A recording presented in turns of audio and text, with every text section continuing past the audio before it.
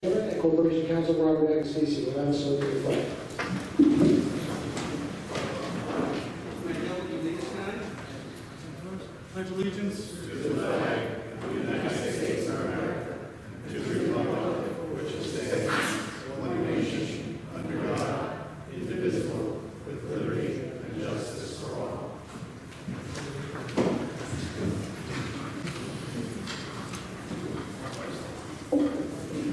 Again, welcome, and we'd like to begin our meeting like we normally do with an update from our city manager.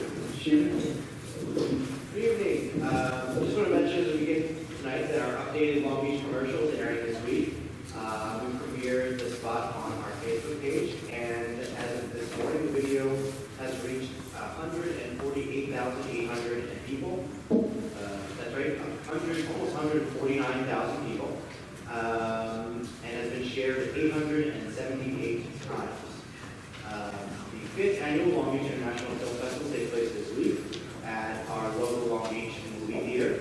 Festivities kick off tomorrow, running all day, Wednesday, Thursday, Friday, culminating in the event in the ever-popular Shorts on the Beach event Friday night, which is free to the public.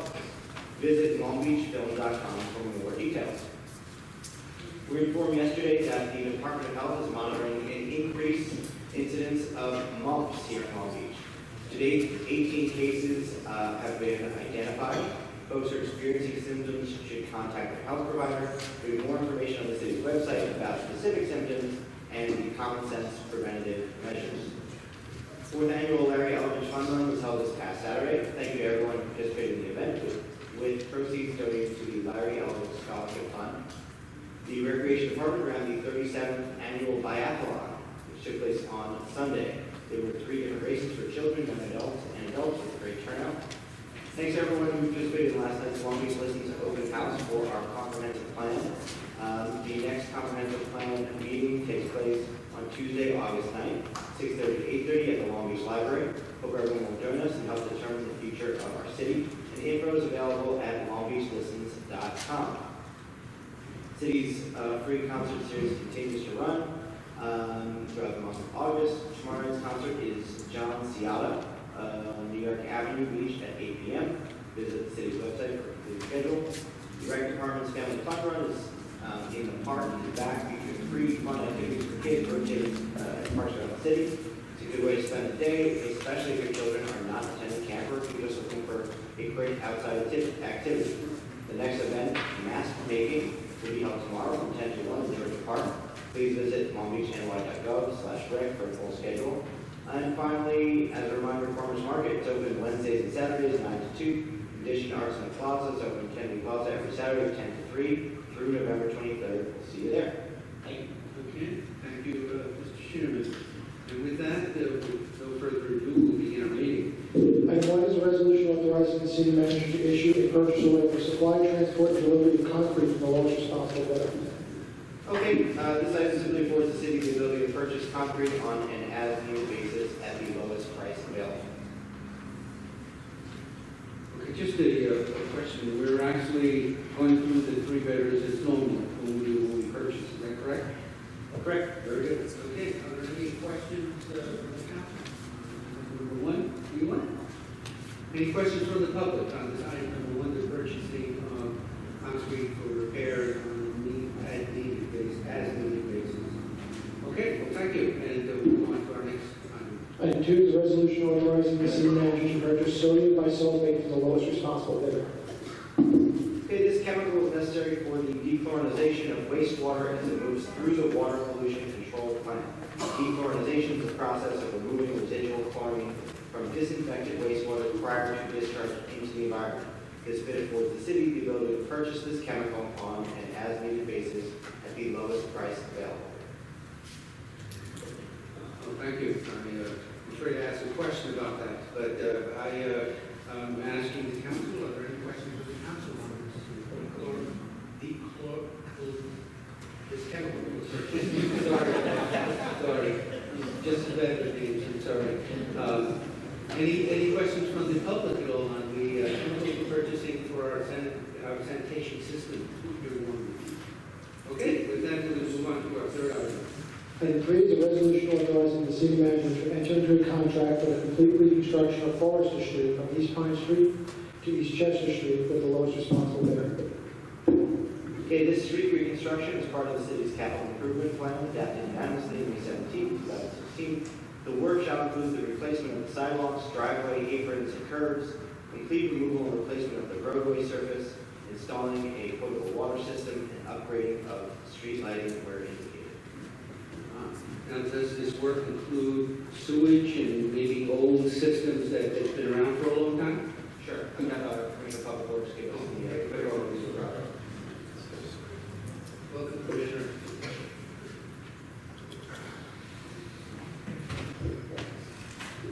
Good evening. The sewage system was replaced a few years back, On what? so it's fairly new, so we're able to leave it out of this bid. Very good, very good. Any other questions for the council or the commissioner? Can you speak to how long ago the sewer system was actually repaired? Less than 10 years. Less than 10 years? When is work going to begin and how long do you expect it to take? The project length on this one, I believe, is, we have a contract out for 120 days. We're hopeful that work will start, mobilization start by the end of this month, and work start right away in September. This is a long overdue project. One of the first folks I met when I started this job back in March 2012 was an individual from Forest Street looking to see the road paved. So this is a project that's been overdue, and happy to get it This is the block right behind the school, right? behind East School. Yes. By the way, that team looks very good. Thank you. Yeah, I was going to say that, thank you, Ms. Goggin, that's absolutely magnificent work. But again, the question that a lot of folks will have is, are we going to close the street while we're resurfacing, while we're doing all this work? Is it going to be half the street or the other half? How is that going to work? How are you scheduling that?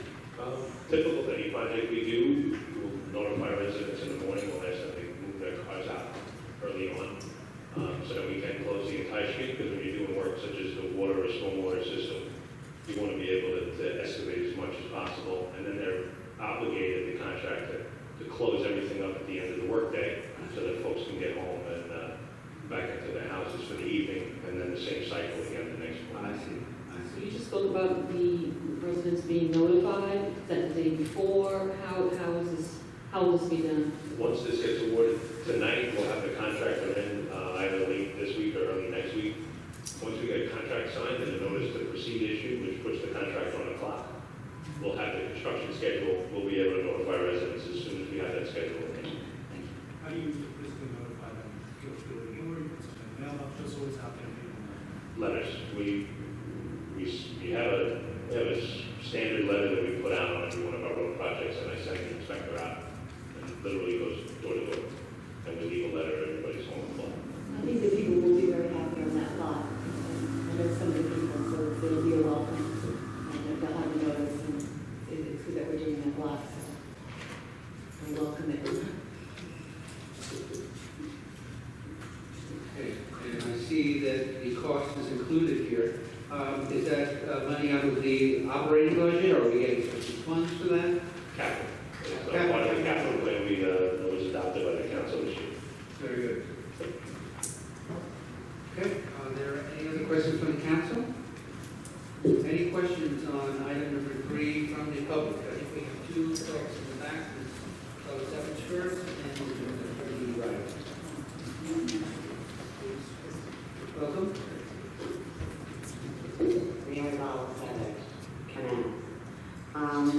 I just wanted to thank everybody for Neptune. The downpour the other night was a lot at one time, I get that, but it the street kind of flooded. So I don't know what that means, but just to let you know, it was going down, I thought it was. As far as stuff, thank you very much. These people have been waiting a long time for this. It is a mess, and if you, Mr. Wakaruba, can email me your letter, I'll make sure we email it to everyone so they don't try to cut down those streets, because, they're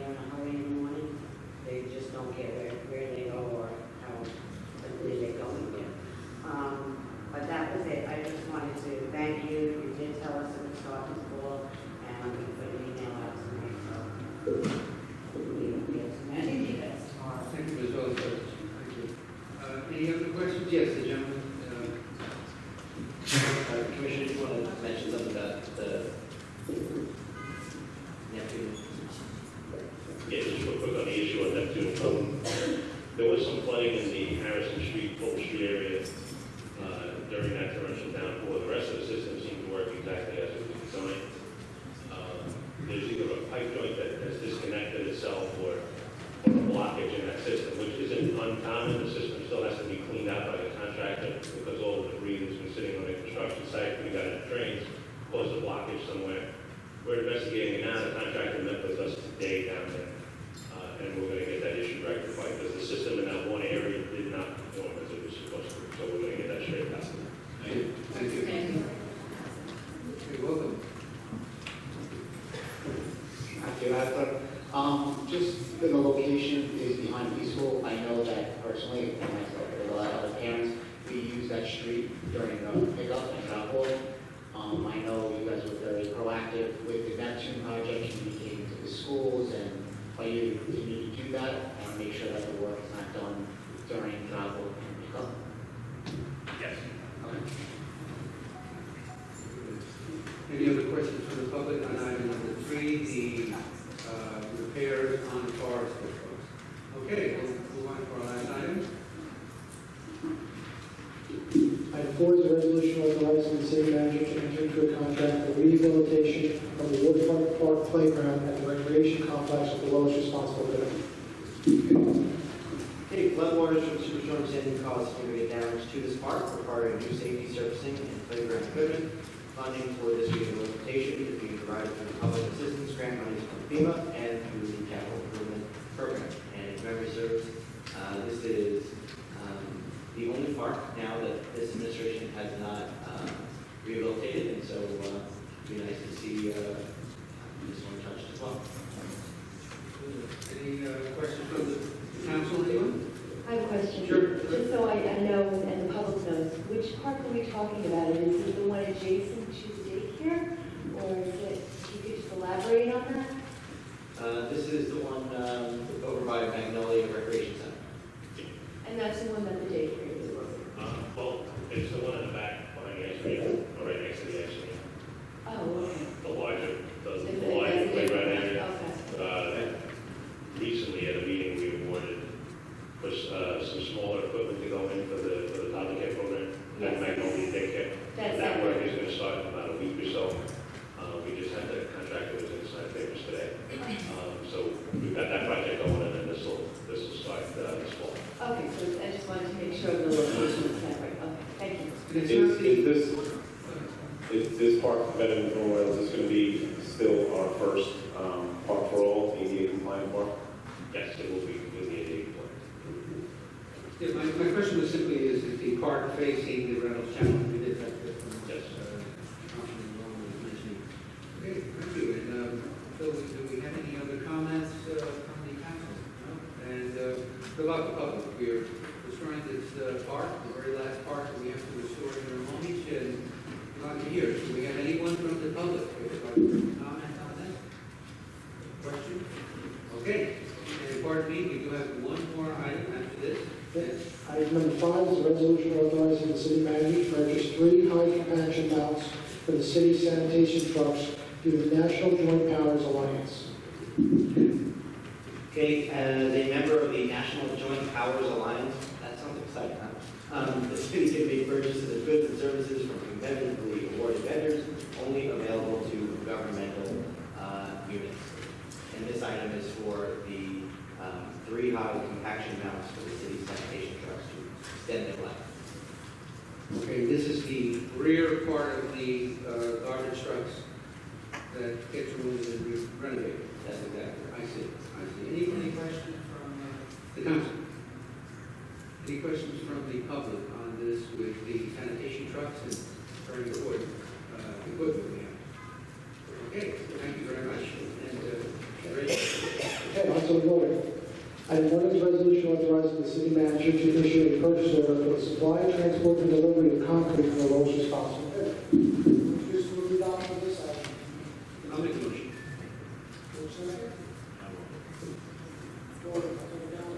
Yes. Yes. Yes.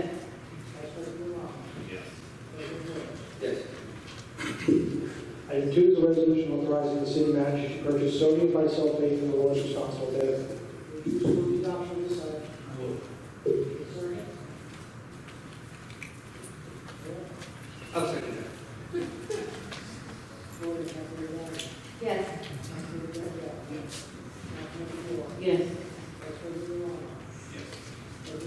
Yes.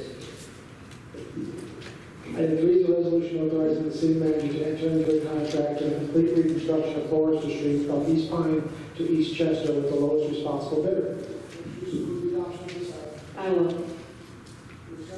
I will. Yes. Yes. Yes. Item 4 is a resolution authorizing the city manager to enter into a contract for the rehabilitation of the Waterfront Park playground and the recreation complex with the lowest responsible bidder. I will.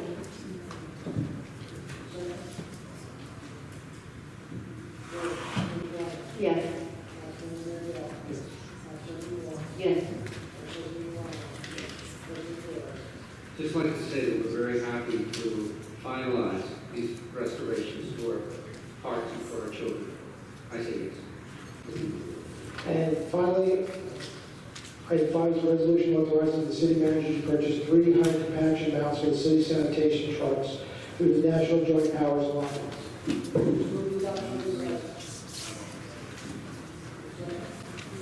I will.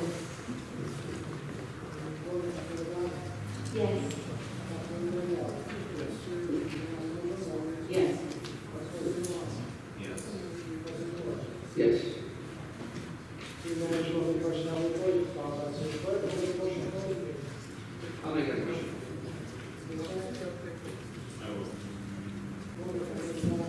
Yes. Yes. Yes. And this brings to an end our city council meeting, and we begin our good and welfare. And again, we just remind everyone that decorum is such an important part of what we do as a city, and what we do is here in this governmental function. And again, just so that everyone is clear, we accept the comments and questions through the request sheets that are done throughout the meeting. Once the meeting is over, we cannot have any more comments added. Our first person that's here to talk to us is Mr. Bill Schlitz. Welcome, Mr. Schlitz.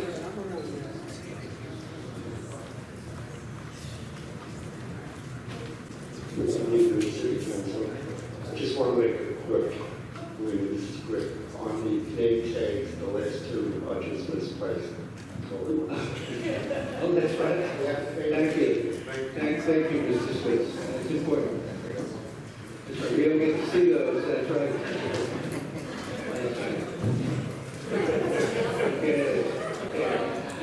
Okay, our next person, and again, we welcome comments and questions. Ms. Mindy Devberg, if I pronounced that correctly. And again, I apologize if I did. I don't mind being corrected. Hi, good evening. It's Doug Berg, maybe Doug Berg. Hi. I just have a quick thing to say. I wanted to discuss the beach, and I wanted to just commend you guys on the concession stands on the beach because they are just great. I live on Edwards, and Riptides is just bringing so much light and wonderfulness. That's the first thing I want to say. But I do want to bring to your attention something that you guys probably have no idea is going on. I've been working out in the morning on the beach on Saturday and Sunday, good for me. However, there are so many swarms of big parties that are joining the beach way before the ticket people come, like at 8 o'clock in the morning, and they're not obviously paying to get on the beach at that time. And when I was finished my workout on Sunday, I walked over to a family who was celebrating a birthday and wished them a happy birthday and engaged myself and asked them where they were from. And they were from Queens and they're going to spend the whole day. And unless if the special officers are going to do their best, and unless if they were smoking or drinking, then that's when the special officers are going to go and say something to them. And, you know, I just keep seeing it now over and over again. People are coming and they're sitting there, and this was a party of like 25 people. So that's a lot of money that we're losing. And I don't know if it's happening on other beaches, and I'm on Riverside, so it's like the big beach where everyone's coming. So you guys just need to be aware of this. I don't know how it can be accountable, but you guys don't know it. question. There are actually sweeps that go on, but I think we'll make sure that we alert folks to table clear. Okay, thank you. Okay, thank you. Okay, our next person is Mr. Richard T. DeVito. Mr. DeVito? Rich DeVito. Good evening. I'm going on my 43rd year here in Long Beach, and I think I can count the times that I've been in front of the city council on one hand. I'm not very active politically here, since there are a lot of people much smarter than I am to engage in the political process. However, there have been occasions that I felt it necessary to speak out and inject myself into a fight, especially when the Long Island Railroad canceled all of our express service to and from Long Beach on 2 occasions and left the commute absolutely unbearable, and we didn't have very many outcries from our legislative and elected leaders. Tonight, I feel compelled to speak and bring to your attention a problem that will not only affect Long Beach, but all of Long Island and possibly the Northeast. In October of 2012, the National Hurricane Center in Miami, Florida, downgraded Hurricane Sandy before it hit the northeast of Long Island. They took this action because Sandy had lost its tropical characteristics and turned into a powerful low-pressure system such as a nor'easter. Therefore, it did not issue a hurricane warning for this area. As a result, insurance companies were required to pay damages incurred without invoking their hurricane deductible clause in homeowners' policies. This reduced the amount of money that homeowners had to pay out of their pocket. Allstate Insurance Company has notified me that they are changing my hurricane deductible clause upon renewing my homeowners policy this September. According to this change, as long as a storm has been originally designated by the National Hurricane Center as a hurricane, even though it is not a hurricane when it hits this area, Allstate will now invoke the higher hurricane deductible clause, which means that if a hurricane should hit Florida or North Carolina, lose its intensity and weaken and come up the coast and either a tropical storm or a low pressure area, Allstate and maybe other insurance companies will now invoke the higher hurricane deductible, and it will cause a lot higher amount of money out of homeowners' pockets. I have read the Allstate letter several times and brought it to the attention of my Allstate agent and asked if my interpretation of the letter was correct, and she informed me that it is. It has been widely reported that many homeowners were cheated after Sandy by insurance agents who were giving very low estimates of damage on claims. I'm bringing this to attention. I know that you don't regulate the insurance companies, nor are you a regulatory body, but I hope that your voice of opposition to this new and unfair insurance practice and perhaps make local and state federal officials aware of this, because your power of persuasion is a lot better than mine. Thank you, Mr. Vito. I have copies, 6 copies of the letter that Allstate sent me, and if you need more, I think I'll just make it. So we thank you very much for that comment. Contact information on the letter as well. Okay, great. Very good. Yeah, I think all of us are very concerned. I too have been impacted by some of the insurance regulations myself, and we appreciate exactly what you're saying. Ms. Belisevich, would you like to join us? Welcome again.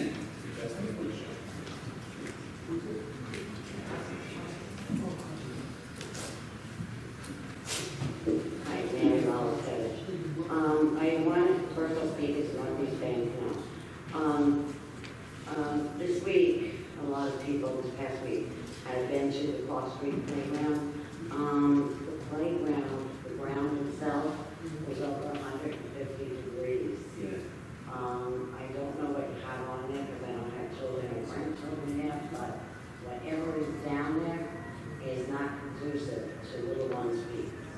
Also, I thank you already for Neptune Boulevard.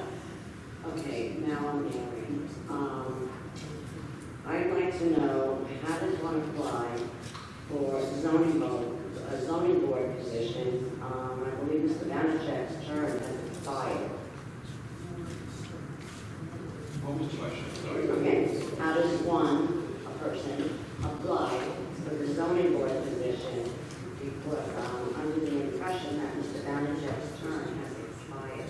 In the past, the city has opened up an application period, now it's open today. Is it open? Not currently, no. No. When is it going to go up? I'm not able to say. Okay. Okay, how does one apply then for the housing authority, because there's Graham left, and I believe that's the residents, 2 of the residents get to sit on that board? Right, exactly, they vote. And again, when the application period opens up, then someone will submit the application. The resident will then, For the housing authority. For the housing authority. Okay, all right. And what are the requirements for senior housing? Because I don't think they're being met. Going around doing petitions, in some of these buildings, and the people that we knocked on the doors, certainly were not seniors. And some of them, I don't even know if they're here legally. And I'd like to know where I can get a list of what the requirements are, because I'm sure you have a waiting list as with housing anywhere. And I just don't think it's fair if people being jumped over and are getting into spots that other people have been waiting. And this has been brought to our attention, okay? And it's a big concern. yeah, and no one is disputing that, but it's something that should be brought, a concern that should be brought first to the housing authority. Is there someone from the housing authority here that can speak to this issue? So in other words, I could write this up and bring it to Mr. Cruz, or bring it to, who do I send it to? That's, certainly an individual, you would send it to the sheriff, absolutely. Okay, and who approves the people going in? Is it Mr. Cruz and the housing authority, or is it, It's all of the housing authority. This is all, yes, this is all their jurisdiction and their charter and their rules. I understand that, but the people that are appointed by you, and I want to know. I'm just going to correct that for a second, Ms. Wallace-Savage. The appointments of the board are by the city manager, correct? So Ms. Graham's position would not be appointed by the city council, but by the city manager. She's a tenant representative. Okay, so that's different?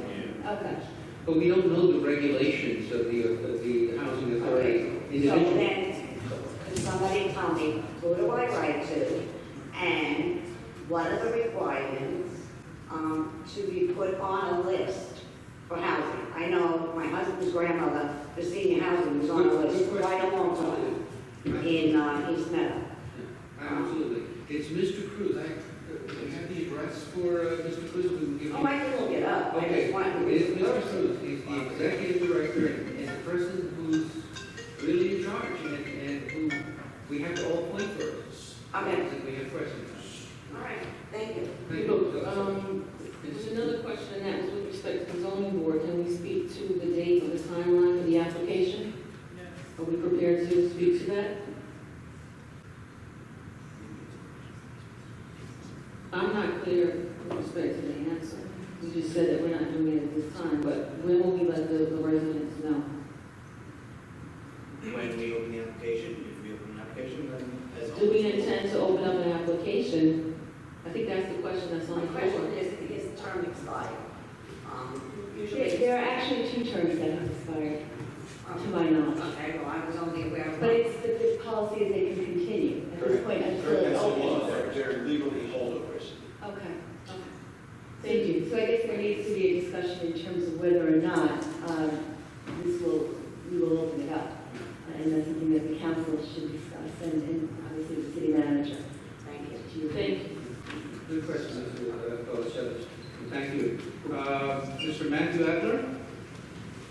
Welcome again, sir.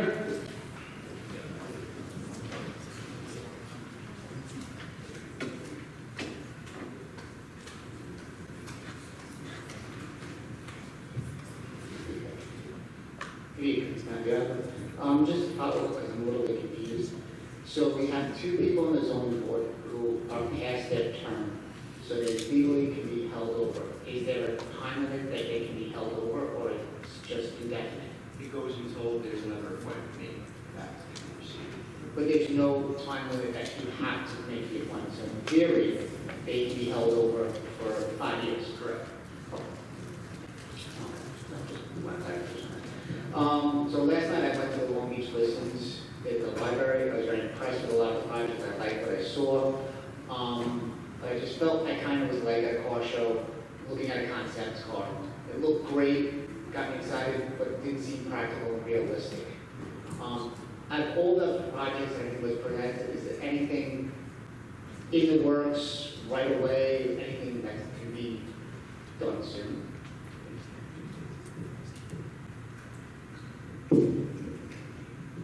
If you want to finish your remarks, I can respond to. That's all. So, as in any comprehensive plan, right, it is for a 20-year. So, yeah, absolutely, you start implementing the comprehensive plan right away, and that's the whole point. There's no sense doing planning to set up shop, right? And move So forward. what we, As all of the different plans that we've done as an administration. so what is in the works right now? That whole plan. The plan hasn't finished yet, so we haven't obviously started it. Okay, thank you, Mr. Edward. And we have Mr. Marcus Tinker. Welcome, Mr. Tinker. You're there, okay, we are.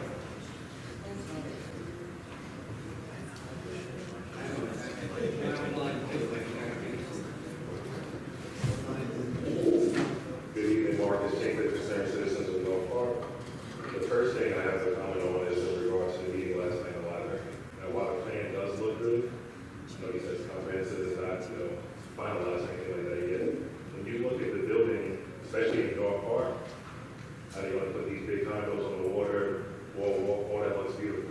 It looks like, this is my opinion, Long Beach is trying to push out a lot of the residents currently in North Park. Because when you do this, it's not necessarily, it's not really going to be affordable. But people that's currently living there is really affordable. So with some of these new housing, what's considered affordable housing salary-wise? That's one question.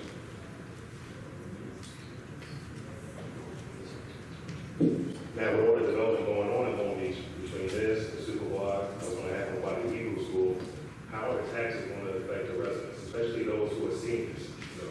They work, retired, probably struggling to stay, especially after Hurricane Sandy.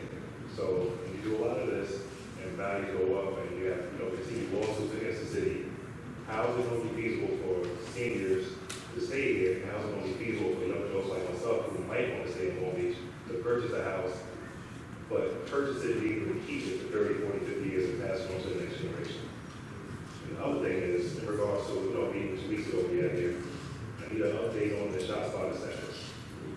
Because I know they said, the commissioner said it was not working for about 6 weeks at the time, which really wasn't known to a lot of us at that time.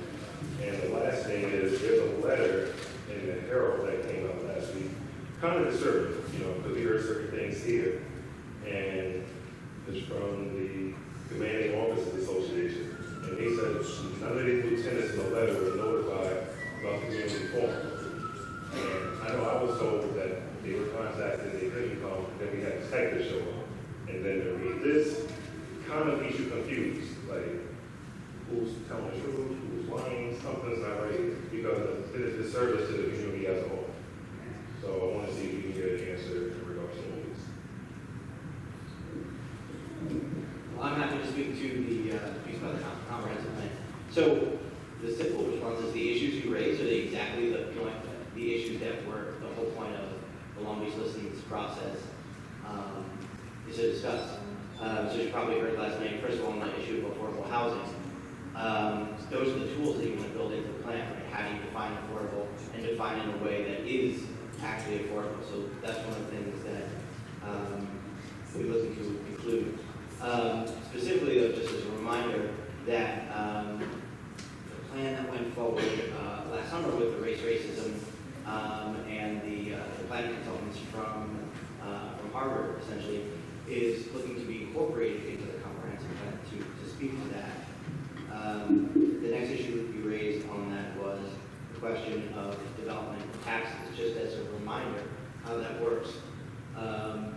Theoretically, right, if you have development, regardless of where it is, and you have additional housing units, that should have an effect on the city of helping to prevent the rest of our taxes from going up in the future, because the more people you have paying into taxes, the less that you have to get from each parcel. And in terms of the issue of young and seniors staying here, that's exactly some of the concepts that are going to be addressed in the plan. So it's a discussion that I think we look forward to continue. Right, because if you look at affordable housing, I know a lot of development in New York City and other places, probably in Long Beach as well. When they say affordable, a lot of times they say $78,000 for a single person with no kids. That's right, you have to. And the average person, especially over here in the park, is not making $78,000 a day. Right, the definition of affordable has to be looked at. So, but who's that, but okay, but some people in our park, affordable might be 25, 30, 35, 40,000. And then if you hear a number of $78,000, that lets people know I can't afford it. It's not legal for anybody. So that's what we're all supposed to work on together.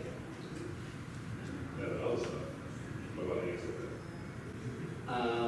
I can see that the police commissioner would like to speak to the police issue, and he's always trying to do that. This is on the Shot Stopper program.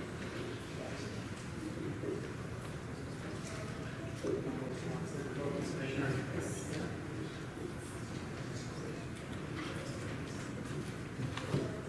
We have installed the monitor on the Head Start building. It does appear to be working. We've been very fortunate that there has been no gunplay in recent weeks. Additionally, we would never tell someone that a piece of equipment like that is broken because that could encourage gunplay. So it would be foolish to alert the public that the system was down.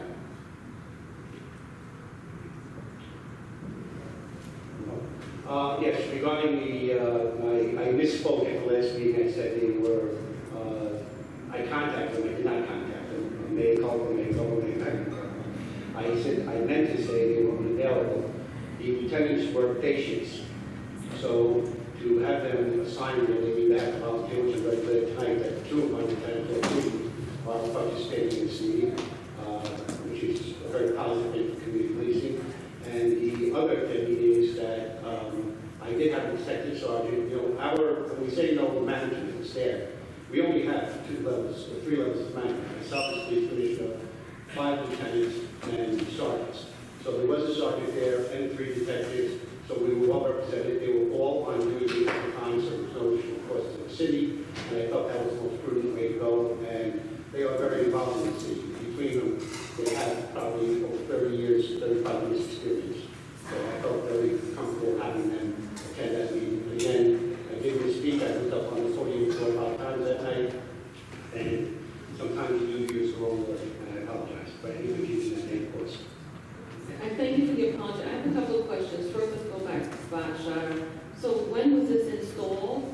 And has the community, how is the community or the crisis team or Mr. Tinker and concerned citizens, how were they notified? Because I believe this was the same issue that we had last time during the meeting.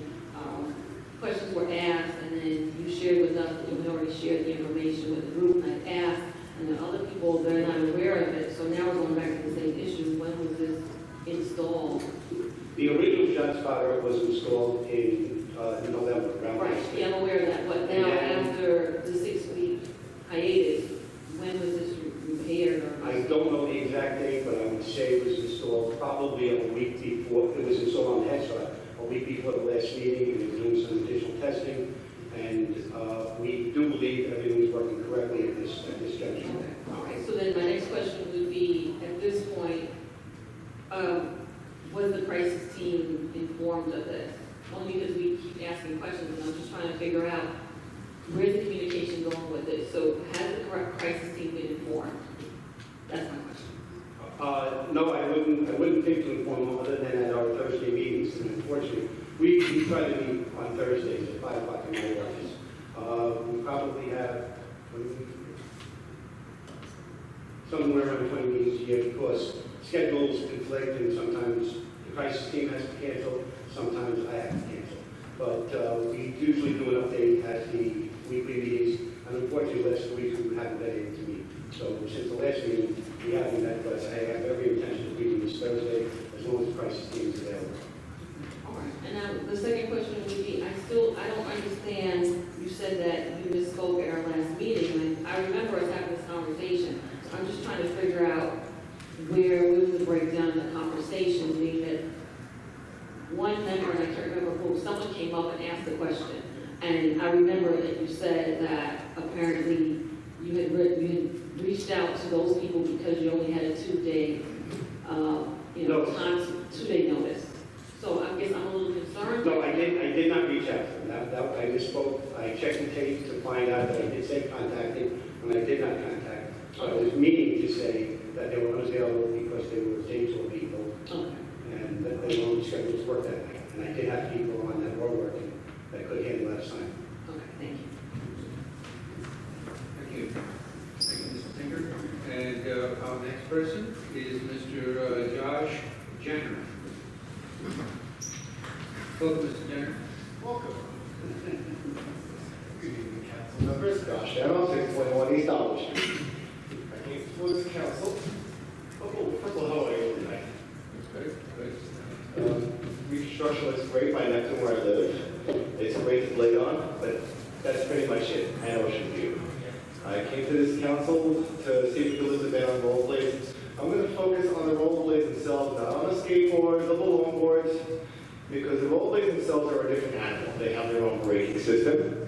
They're a revolutionary system that way. Last time at the meeting, Commissioner Tangney said that there was not enough, A, there was not enough room on the boardwalk, and B, you couldn't stop fast enough.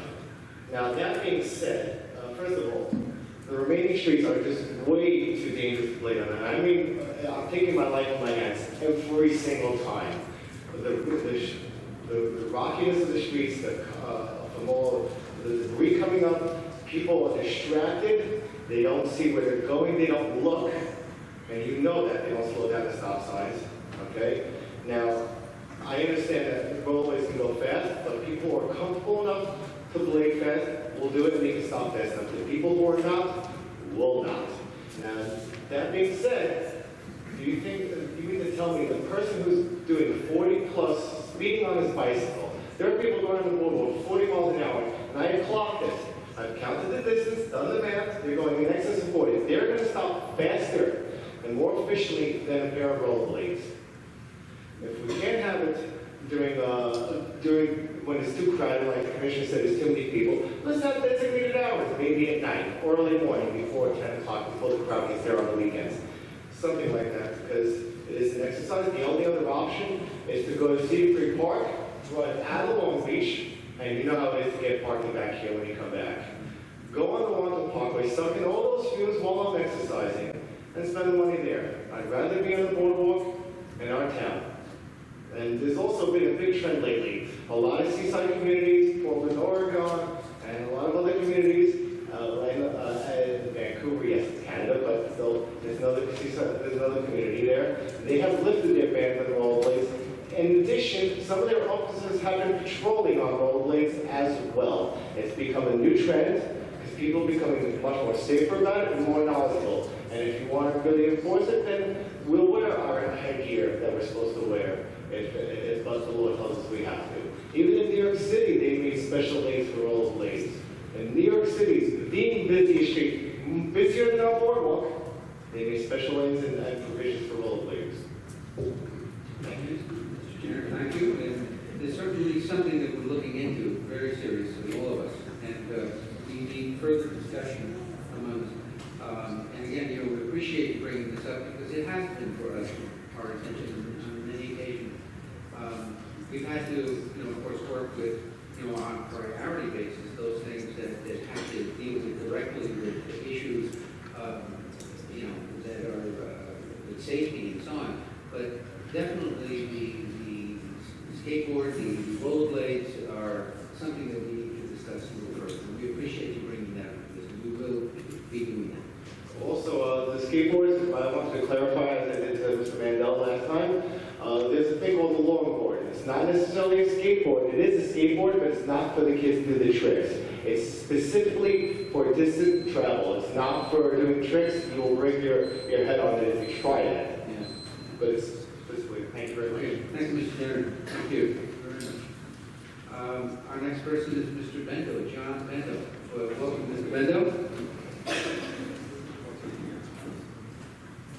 I didn't recognize you without the beard. I'm sorry. This is my Anthony Eramo. Good evening, John Mandell.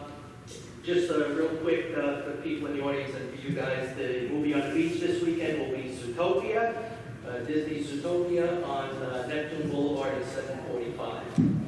So if Mother Nature cooperates, which she has not been cooperating much this summer, that's for sure. I was going to bring this up, but now I feel compelled to. We just heard that, about with the comprehensive plan about increasing the tax base. I guess with that, I just need to point out that if we're looking to increase the tax base, again, point out then why is the council supporting first $130 million, then $109 million tax break for iStar? I know you can't speak to that, but I just felt that needed to be brought up, that the words are not matching the actions. And with that, I'd also like to congratulate and thank the residents here in the audience that came together to work to get the school board not to reverse their position and suddenly start supporting the break, and also getting the IDA for a second time to vote down the iStar.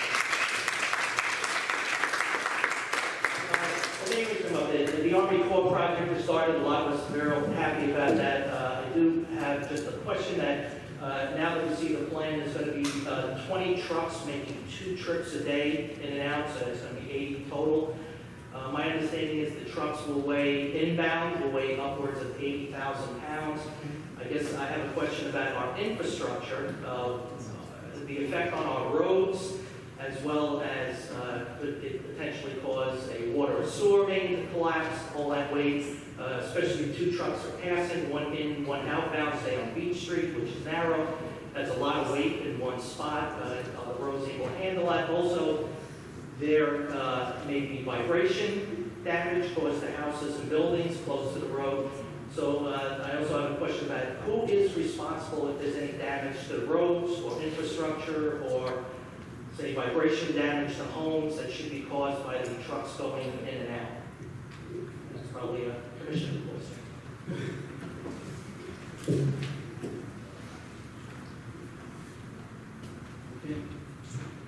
So on the first piece, the Army Force contractor H&L will be using the same truck route that has always been utilized in Long Beach, down Beach Street, up New York Avenue, to Park Avenue. There will be no DOT regulations or rules violated as far as weight goes because of bridges that they have to cross. So we don't anticipate any impact or any resulting damage from these trucks coming in. Yes, there's a high volume of trucks. They will be spaced out. So there's been a tremendous amount of heavy equipment that's been working in the city, cranes, concrete pumping trucks, things like that, elevated homes, things like that. So no restrictions will be violated, like I said. So the weight shouldn't be an issue. At the end of the day, any damage that possibly could be done would be the responsibility of the Army Corps contractor to correct. With respect to potential vibration issues, vibration monitors are going to be installed, and they have started to install along the entirety of the route. Either 2-point lookout, actually from the right bridge, 2-point lookout, so that they can monitor vibration to see if they need to adjust the weight potentially on the trucks and go a little bit below the limit that they're working with right now. Adjust the delivery schedule of the space trucks further apart. So all of those things we contemplated, but ultimately at the end of the day, any damage that's done will be the responsibility of the course contractor to correct. That we would work as a subrecipient to the applicant, which is the state. We would take those issues to the state and they would get them rectified by the Corps and their vendor. But again, I'm not really expecting to see any kind of significant damage like that, because they are going to be working within the same restrictions that trucks have always worked in as they utilize the barrier around the past.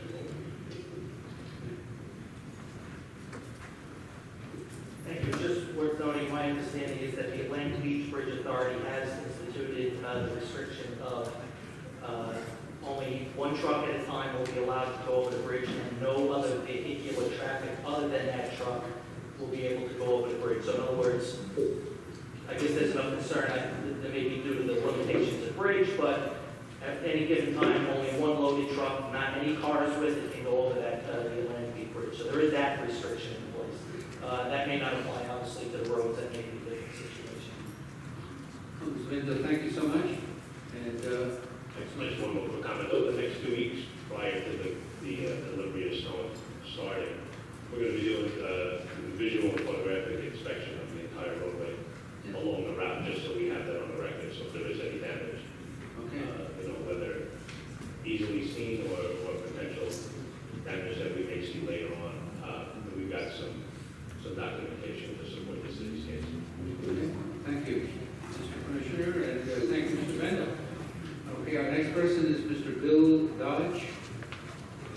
Okay, welcome, Mr. Dodge. Nice to see you.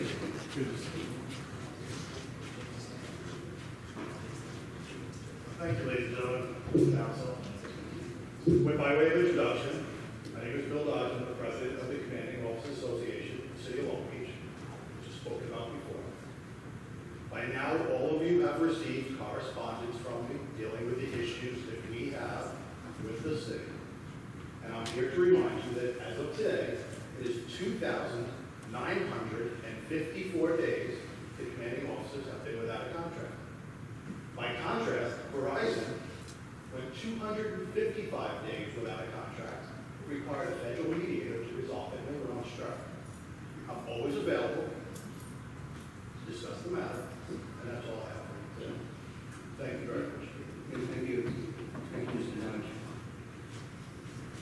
Okay, our next person that we have is Mr.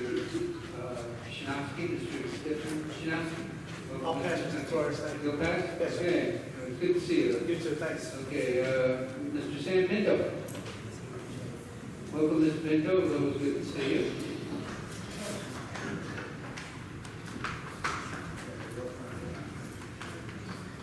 Good evening, Sam Pinto. I'd like to thank council for hearing me tonight. Real quick about the last night's Long Beach Listen. It was a very nice event. Great pictures, great concepts. I'm not too sure of the attainability and feasibility of a lot of it, but I'd love to discuss it more. A lot of it was on private land, but great concepts. I'll give you credit where it's due. And the people who from the city were there answering questions were very helpful and answered the best that they could. Question: when is the comprehensive plan going to be approved? When is the comprehensive plan on being approved? I have other questions. Yeah, when you Okay, so that's one main question on that. Second thing, I'm just doing a follow-up from last meeting. I'm wondering where my flag is.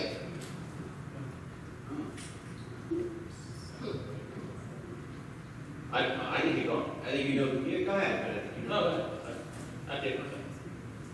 We sent you a road, if I understand correctly, as you asked. Yeah. Okay, I don't know if there was a miscommunication. I could have played a live feed. It was very clear and very evident that it wasn't for the city council to sign a flag and send it to Orlando and support specific communities of their choice. Obviously, we support all communities in general. But and I can replay it, a little backtrack, not everyone was here last week or 2 weeks ago. I came up on behalf of my firefighters union. I don't want to talk about the opinion of the city officials or the city manager of my union, but people can say what they want to say about it. And, people's opinion on things. But I went in a very good faith opportunity to come up to the city council, and they were very well receptive, in which we explained a positive, I guess it's almost like a camaraderie event. When something goes down and it's hurtful or harmful, we exchange flags and coins, and we sign it, and we send a goodwill package. So I discussed the concept that we spoke to the members of the Orlando firefighters, and they were having a very, very challenging time with the PTSD after the response, trying to save lives, and some very successful, some others not successful, after the mass shooting in Orlando. And we asked the city council to sign this flag. In return, we gave a flag that we donated to the city, that we bought via a fundraiser for the city of Orlando, as a show of good faith to the city. In response, they will be giving me back a flag that the city council signed, and then I'll have my members of my union sign as well, and we'll send us a greater care package. It was very well understood. There was no miscommunication in that. I was even told by members of the city manager's staff that they would get that flag back from me soon. But lo and behold, today I turn on Facebook, and obviously I know how much the city loves their Facebook, and there was a whole press release also on the city website about how the flag was donated to support the Orlando community, the LGBT community out there, and it had nothing to do with the idea that I brought to the city council about this nice show and nice gesture to help people with PTSD, with the responders. And the truth is, I'm not insulted by it personally. I'm not shocked by it. I get it. I know where people's intentions are. So I'm not insulted. But people who should be insulted by this action, and I don't believe it was accidental, are the firefighters, EMS, first responders, police officers, military who are suffering from PTSD themselves. And this is supposed to be a show of good faith, and this flag was sent and publicly sent without going in the agreement that we had, and I feel that it killed the spirit of the whole event. I actually have 2 more flags here for the that I bought, or the union bought for fundraisers for Dallas and Baton Rouge, where police officers and civilians were killed over there in both those locations. Members of various communities, African American communities in general. Okay, I get it. Well, that's not my flag. If you guys can't hold up to a big deal, in good faith, that's what I'm gonna say. Yeah, I mean, the whole intent is that they have the flag with everybody singing. Well, the whole intent was also to show the good faith. I'd be glad to accept the flag, but I do know that this wasn't an accidental event, and it wasn't right.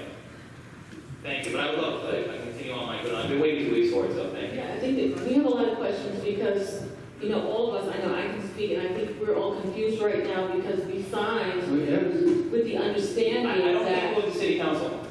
I think they understood.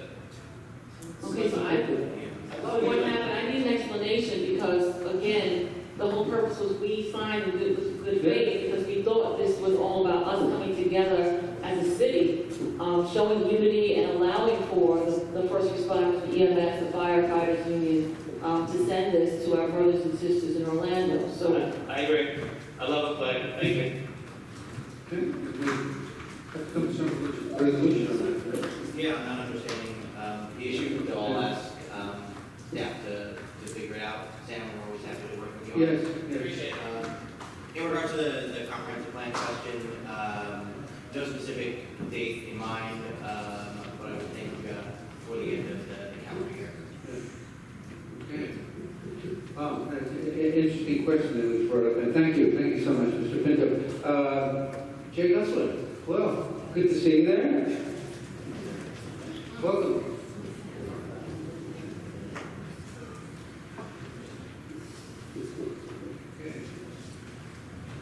Hello, good evening, Jay Gusler.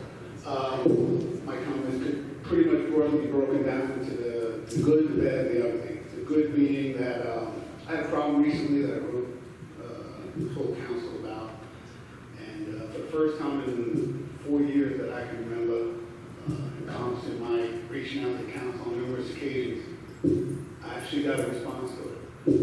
With the exception of Ms. Moore, who has responded to me on several prior occasions. So I just wanted to thank Councilmember Eramo, Councilmember Mandell for responding to my email. The topic of the email has still not been addressed, but nevertheless, I do appreciate you guys at least acknowledging my outreach.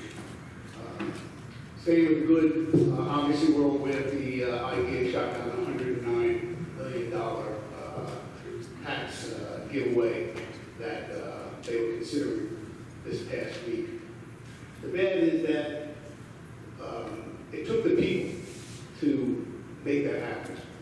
You guys, our elected officials, pretty much had to sit on your hands and let the people do the heavy lifting on this. Fortunately, it worked out. But when the city allows itself to be placed in a position where it has to support something like this, I just find it inexplicable. I don't know who was behind that deal. I know it happened a long time ago, but I really think you guys got to examine how that set of circumstances came about. And now to the ugly. I read this past week online about the city losing a substantial dollar figure judgment in one of the lawsuits that is involved in it. I would like to know whether you have any kind of update for us on that lawsuit and whether there's been a judgment and if there's a dollar figure involved, whether or not we're staring down the barrel of another major obligation. What have you read? I'm sorry? You said you read something online. What did I've read that there's been a judgment in excess of $50 million that's been handed down against the city. I'm just looking for whether or not that is any validity to that. About judgment? What case you talking about? I'm sorry? What case? What case you talking about? So, I mean, at the end of the day, so you're the one writing the post, so you know exactly what case you're talking about. So I just, well, I mean, let's just drop the routine and tell me you're talking about a neighborhood case. Well, I'm not going to concede that I have anything to do with authoring any posts. Oh, I know you're not going to concede it. That's speculation. That's okay. That's okay. I'm telling you about the case. It's okay. All right, yeah, now it's like counsel in that case is alone is aware of a judgment being filed. But that being said, have you read the Haberman decision? I have not, no. Okay, well, last year, Judge McCormick ordered a damaging request in that case. That's a hearing to determine how much the city would pay if we can't get it overturned on appeal. And that's the next phase of the process, if we cannot get it overturned on appeal. So since that all happened, there's been no more recent activity on that case? None that I've been informed of by outside counsel. Okay, so outside counsel may know about it, but we don't. You're the city's lawyer, you're the interface between outside counsel and the city, and you're unaware of it?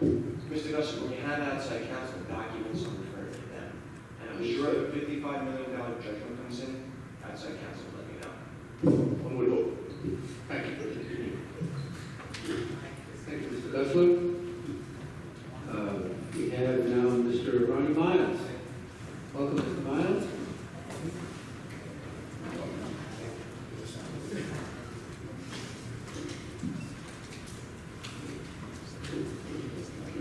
Okay.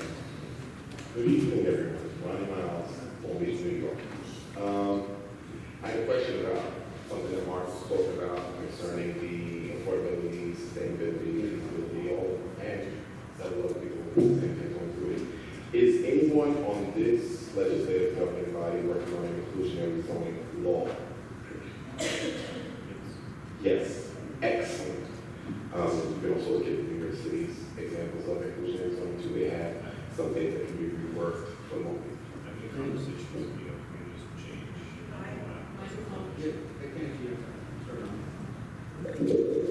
I've been talking to New York Communities for Change, and we'll have the rest of the coalition about exactly what you're talking about, what's been done in the city and what would fit,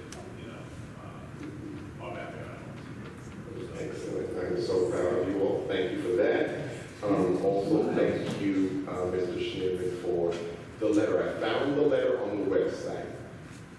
I too am unclear because I want the inspection results. Do we have any inspection results from the so-called 6 units that were inspected in housing? We requested the full data from HUD, Okay, so we will be getting that. so as soon as we get it, we'll hear. Thank you so much on that. We are making progress, people. I love it.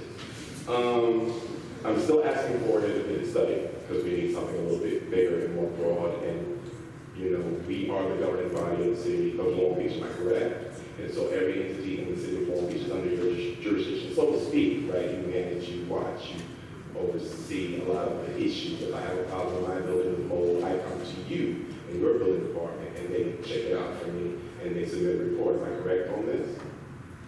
On that question, yes. Thank you. So I would like to say due diligence to be done concerning the housing authority or any other area, whether it be the senior buildings or anything like that. It is really, really detrimental to public health and well-being that is 4 years after Sandy and people might be suffering with black mold and lung issues. And there's now the 18 cases of mumps that are now widespread throughout Long Beach. People don't know the symptoms. They don't know if they're vaccinated. We have some things to look into, so just please stay on top of things. You're doing good, you're doing good. Let's see, inspection results. Oh, my last question is concerning the Michael Robinson situation. Do we have a resolution to that situation?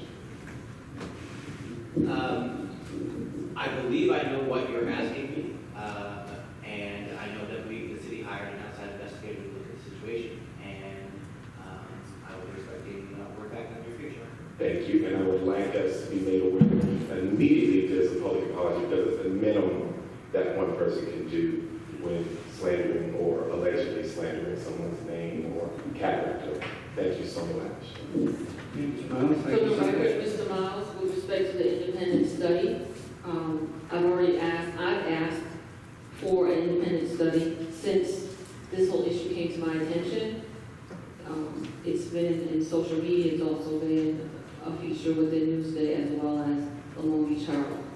I strongly suggest that we have an independent study, and I'll continue to call for that independent study. Okay, very good, very good. Thank you so much.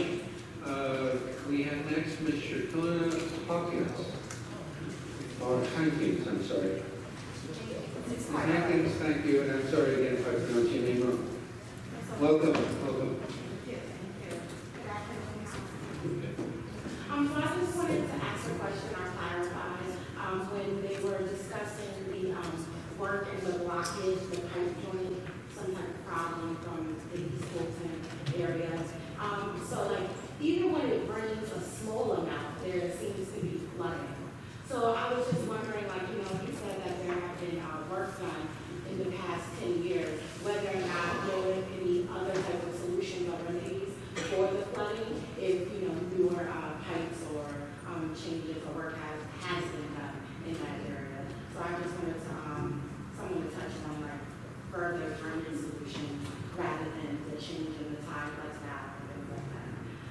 In addition to that, earlier someone had spoke on the press release from the lieutenants, and it discussed their willingness to come out and support community forums, especially on topics of community policing. So I understood that the commissioner said that it was out of their work schedule. So I just wanted to know, with lieutenants being here, whether or not they would be willing and open to come outside of the work schedule. Good question. Thank you. Okay. We appreciate it, and certainly, I don't know if we have any answer with regard to, I don't know if you're referring to just Forester, you're referring to Pine, what street exactly you're referring to? This Okay, so I'm a resident on Fulton Street, East Fulton. So really in the area of the Riverside, Fulton, down Pine Street area is where you mostly can't drive if there's any type of rain. So mostly in those areas is that I'm particularly speaking of. Because I saw the actual videos that were posted on Facebook with respect to the flooding. I know that people had to move their cars off of East Pine Street. I guess at this time, if the commissioner can speak to that in terms of flooding in that area. She's referring to Riverside Boulevard, East Fulton, all the East streets on the other side. Commissioner, you want to speak to it? So it's one of the perennial flooding hotspots actually was over there during the torrential downpour. Contain that exact system fills up, it goes to an outfall as a last resort, so there's a redundancy built into the system. We're looking at that in other places throughout the city. Additionally, for the issue with Riverside, part of the bulkhead project that we're doing for the critical infrastructure is a complete upgrade to that stormwater system and a force main system where we're actually going to pump stormwater out for that entire area. So that main trunk line that runs down Riverside from the south side of the park all the way through, we'll have that added assistance. So it will go to a pump system, almost like a build pump setup, and the water will be forced out so that we can maintain, a low level of water in the system and on the roadways. Beyond that, in the community reconstruction program, menu of projects, one of the projects that was listed as a priority and is going to be funded by the state of New York is a stormwater improvement project. We're looking at approximately $8.3 million coming from that program to upgrade our stormwater infrastructure. So between elevating streets, putting in redundant systems, upgrading our stormwater system through some of the CRP monies, dealing with high place valve issues, repairing bulkhead, all of these things kind of working in concert with each other are going to make us a little bit more resilient when it comes to rain events and tidal events. So I know it's long overdue. We're trying to do it with money that's coming from other sources so we don't impact the tax base, locally on property taxes. And some of those funds aren't coming through, obviously, as quickly as anybody would like to see. But they are all out there, and they're all projects that we're looking to move forward, to kind of remediate and alleviate these issues. Thank you. Commissioner, thank you so much for articulating that. So important for the public to know. Ms. Amy Duba? Good to see you, Ms. Duba. Welcome.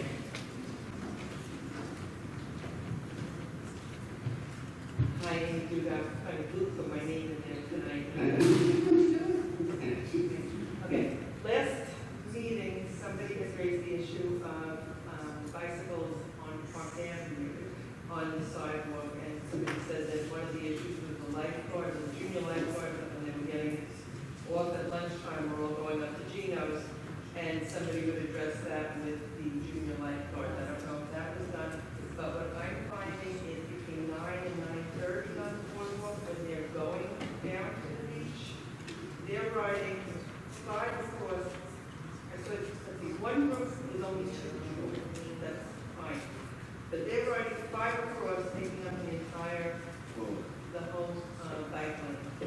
And they look at you like, this is ours, you know. I mean, we love our lifeguards, but somebody's got to tell them that they also have to respect other people. So, I mean, there was one group at one point, about 10 of them stopped on the bike lane, just congregating there. And I actually had asked one of the specials, the 2 of them were walking, I said, can't you tell them that they shouldn't be riding like that in the boardwalk? They said, okay, we'll do that if we see them. Like, they just let them find you. So I think that that's an issue that needs to be addressed. And as long as I'm on the boardwalk with the bikes, I have a problem with rollerbladers on the boardwalk. So you got the other side of that earlier. Because the rollerbladers don't ride straight. They go back and forth from foot to foot, which is how you ride on the rollerblades. So they're not going straight, and which makes it hard to navigate around them. So that's my opinion on that. The other person was talking about the insurance issue, which is a little scary, and I know the State Department of Finance is the regulatory agency for the insurance company, so that would be the direction I'm going. And my last thing is that at the last meeting, I had said that I had written you all emails, and I mean, you said you had gotten it, but nobody else had gotten it, so I sent them all out again. You still didn't get it? I sent you, did you get it this time? Okay, and you said you would distribute it.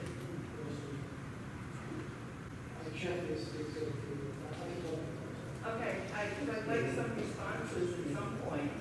Yeah, I'm Why seeing don't you it. talk about the issue? Okay, the issue that I have is, for myself, it's a matter of my next door neighbor has a pool and has his filter within the guidelines. It's all in code for how far away he is from the property line, but he's got nothing behind it. So I get the noise from the filter. He is not bothered by it, it comes over to my direction. But I also know that this has been an issue in the West End with the air conditioners and the heat, I don't know if it's the heating or just the air conditioners, that because the properties are close together, the neighbors are the ones that are hearing it. And I wonder whether there's some way of saying, if you have a filter, air conditioner, whatever it is, that's causing a lot of noise for your neighbors to have to deal with, maybe there could be something that they are required to put around their unit, because it can't be something that's just put on your side, it doesn't block the noise that way. So, I mean, I know it's an issue in the West End also. It's an important issue, and it's not isolated to you, especially with the rebuilding, and so I do think it's something that we should look into, and discuss possible legislation or, you know, whatever it takes. But thank you for bringing it to our attention, and we should definitely look into it. Absolutely, Mr. Well, thank you so much for bringing those questions up there. They really are important. And we have Mr. James Hodge. James, good to see you there. Welcome.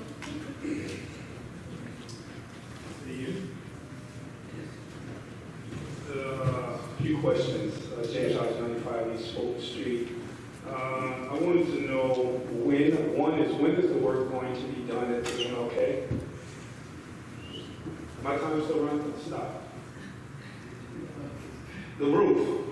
Keep asking if you have more questions. We give you this I want to be able to, all right, so that's one. I'm looking for the roof because for the last, not even rainstorm, but it consistently keep raining in the center. It's disgusting. I'm tired of it.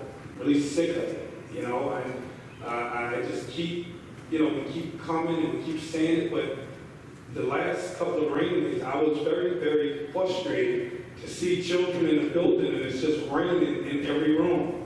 I took pictures, I didn't put it on social media because again, you know, I don't really like to blast the city that I work with and we try to work things out, but when does that become a priority?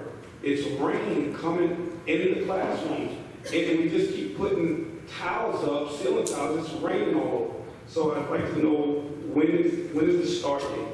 Also, I don't think we have to look far for things about inclusionary zoning. There was a letter sent to Mr. Morocco Morelli, president of the CBA, from Crystal Lake in 2007, January, and it was stamped. It was sent to all the zoning boards and city council, and has been sent to all administrations since then about inclusionary zoning. And I think any one of you guys can just look that up. It's very detailed about on-site, meaning 5 or more, whether it's throughout the city of Long Beach, but again, new structures.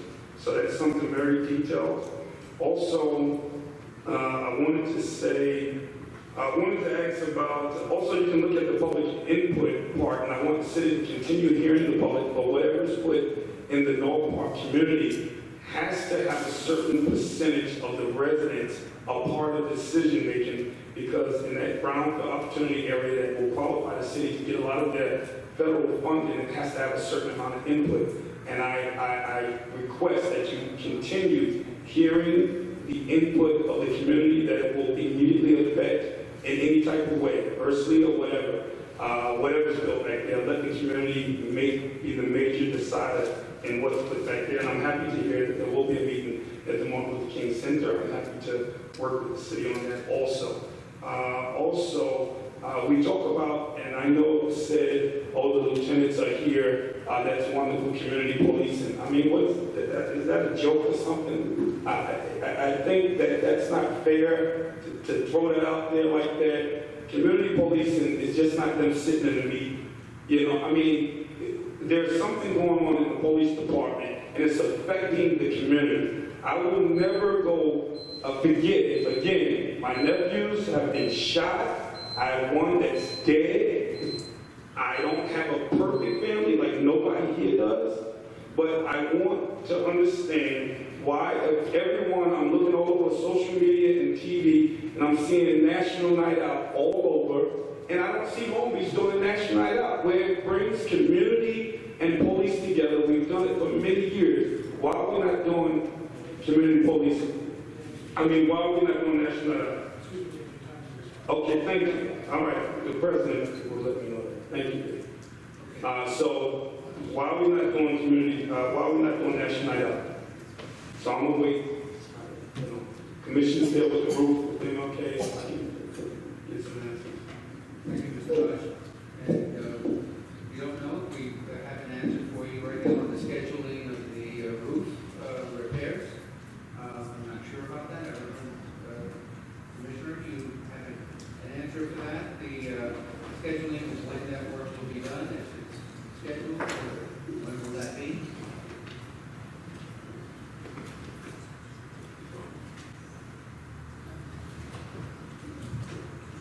Don't have a schedule as of yet.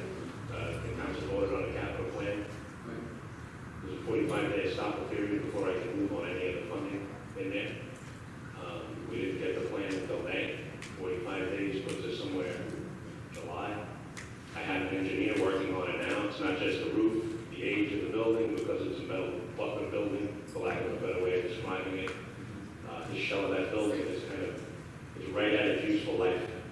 So there's a little bit more to it than just fixing the roof. There's water coming in from the flashing around the windows. It's running along the metal beams on the inside. So we may see a leak on one side of the building. It's not coming from that side. It's coming from the other. have somebody in there working on it now. We've already approved, and the PO has been issued, and LK McLean Associates is working on a design for that building so we can get it out to bid and get the work started. But I do not have an exact start date of work because I do not have the bid document yet from our consultant. Okay, thank you. Is there anything we can do temporarily? There's about 30 ceiling tiles that are out right now. It's just raining inside the other day. What can we do temporarily? It's children.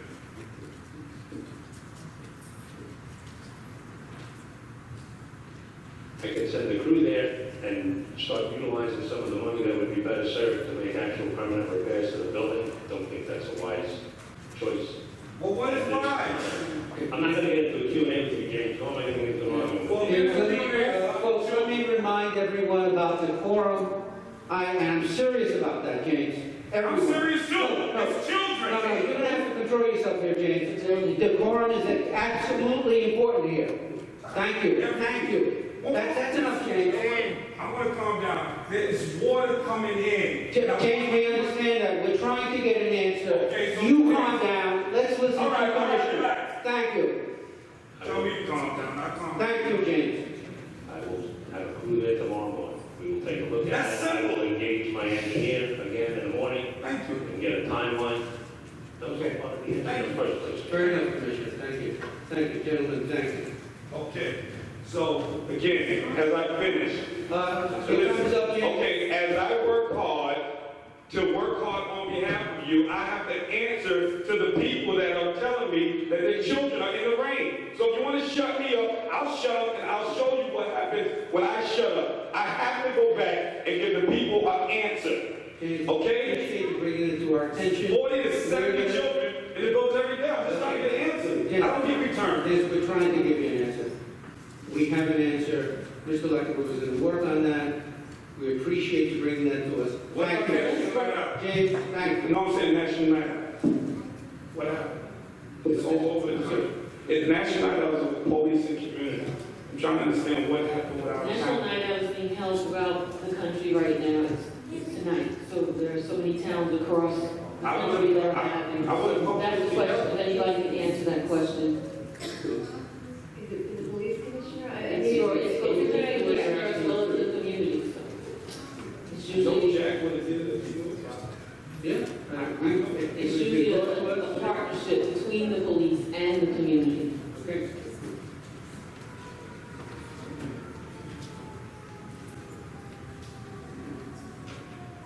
This is a very popular topic at my Thursday meetings with the press and convention team. They're very much in favor of the annual barbecue that we hold in September, back to school, that thing, and I don't know that we have the resources to hold both events.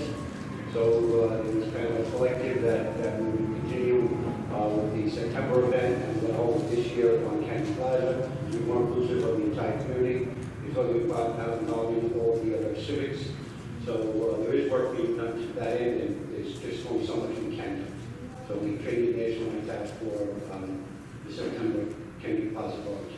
So just for clarification, the residents decided to choose the annual barbecue over the National Night Out? I'm just trying to get I know clarification. they wanted both, and I kind of forced them into making a choice because of the resources that I have available. And that seemed to be the general consensus as we move forward. The crisis team definitely wanted to be National Night Out, but they also wanted to do barbecue, so it was kind of a little bit of a give and take. Okay, because I'm concerned right now only because of all the national events that have occurred this year. You know, obviously everybody knows I've just been very vocal about this. I'm very concerned because, again, and I keep saying it, we want to save lives. That's what you do, that's what all of your officers, we want to keep people safe. And so in the same way, we want to keep the community safe. We want people to know they're police officers, to know the people who are protecting and serving them. And so this year, it's hard for me to understand why we couldn't have National Night Out like everybody else, because I think it was a great opportunity for us to once again make a statement as a city that we support our community and we also support our officers. So I just want to go on record, I'm disappointed that that's not happening, but I thank you for the clarification, because now I have a better understanding of what's happening. And I think as a community, more conversation about that, because it's supposed, it's my understanding that the police and the community come together to make that decision. And, again, I'm just disappointed that we're not having National Night Out. I think it would be a great way for us. We had the vigil this year, and then we moved forward. We had a community forum, which was really successful. I felt that it seems to me that would be the logical progression to move forward with a National Night Out. There's a lot of players that actually went to something of that nature. And in addition, getting people to volunteer for these events is also very difficult. The first volunteer we had, I had 16 officers volunteer. We really don't get that kind of response right now. Everyone has, most of my officers are two income families with children, so there are some many demands on them outside of their job and So we understand. Yeah, I do have to say, I do agree with Councilwoman Moore, and I understand there's a resource issue, but maybe we can look to explore a little further for next year, because it's national, the name itself speaks volumes. And start earlier and try to encourage volunteers and make it a community effort, because it's going around all over. So it should be a choice. And I understand, as I said, the resources, but at the same time, make it a community effort and encourage the volunteers and see what we can do. You do remember our hearings in the city manager's office where we were tightening up on a lot of things due to the financial gain. I understand. I'm talking about volunteers. I understand the issue with overtime. It's also a citywide event, it's also a community event, it's for everyone. No, absolutely. Thank you. Okay, thank That'll be a you. great event. I wish I would have known that earlier.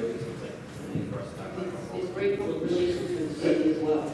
President, if the city manager would have known about it, I promise you, he could have contacted the Robert E. Gores Foundation, the MLK, but we keep talking about we exhausted all our resources. No one never contacted MLK. I asked, can we have National Night Out? I was never told that we were not having it. I keep trying my best to bring with other people, bring the police and the community together. There is national news where children are scared. How much do we need for hot dogs and for hamburgers? If the city manager would have knew about it, maybe community development would have knew about it, we would have made it happen. We can't make excuses when people are dying on the street and children are scared of cops. We need to let them know that cops are to protect you and work with you. If he would have known about it, he would have made it happen, but it's not a priority. It's what do we prioritize? Maybe the lieutenants would have even made it happen if they would have worked together. James, I agree. It's not with that. fair. Let me finish, James. I agree that had there been a discussion for this council, this would have happened. Okay, James, and I want you to understand that, all right? I appreciate you coming up, and I appreciate your concern for kids, because you know that I'm out there with you about kids. I wouldn't let this happen in Roosevelt, and I would let it happen in Hempstead, and it shouldn't be happening at the moment. There should be no rain coming down on kids. You're absolutely right. And I asked anybody to come in the next couple of days. Right. All I ask, I've been here several times, and it's everywhere. He's cleaning it every day, it's in offices, it's on the side when the kids come in. So this is a safety issue, and I'm really glad that we're going to address this now. Sorry, everyone, I got a little congested. I'm very passionate about the children, and I keep hearing you over and over. All right? James, I know that, and thank you so much. Thank you. Thank you, ladies and gentlemen, for coming out tonight. It was a good meeting. Get home safe.